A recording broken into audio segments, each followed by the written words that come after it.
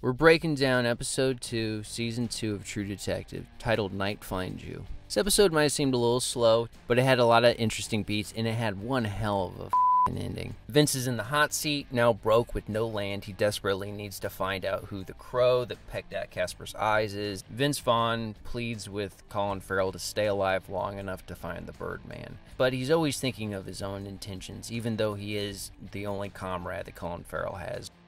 Colin Farrell doesn't take Vince's promotion, Vince's money. He doesn't stay at the bar to tie one on like he did in the first episode. He doesn't take a vacation with an attractive yet scarred gypsy woman.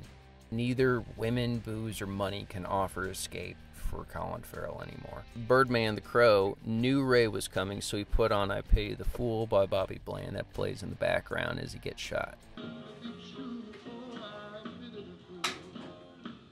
Did this information have to do with Vince Vaughn just because he gave him the address? Probably not, but he just essentially knew that he was coming.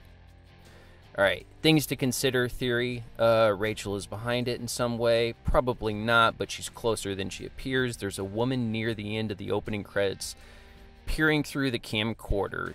That's the same camcorder that Colin Farrell comes upon before the bird attack. I can't help but imagine that the Crow is a member of the cult, possibly related to Rachel herself in some regards. Rachel's sister busted for making webcam porn. There's definitely a snuff element to it.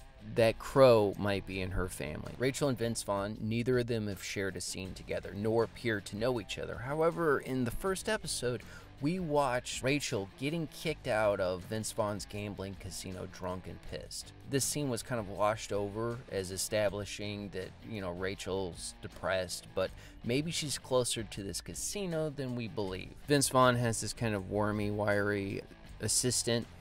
He could be in the mask because he was kind of involved with their business affairs. Whoever the Crow is also has Vince Vaughn's money, I would imagine. The timing of Casper's death was so pinnacle to the transfer of money that he was killed at a specific time.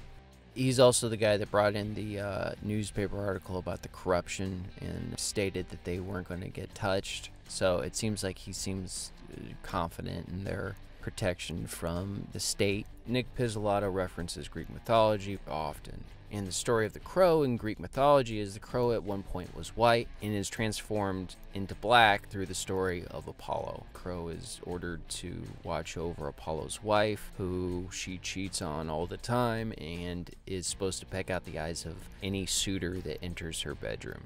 Anything can happen, and it's not confined to the rules of like a normal TV series. This is a book with chapters. Who do you think's in the Crow's mask? What do you think about season 2 so far? Is it Sunday yet?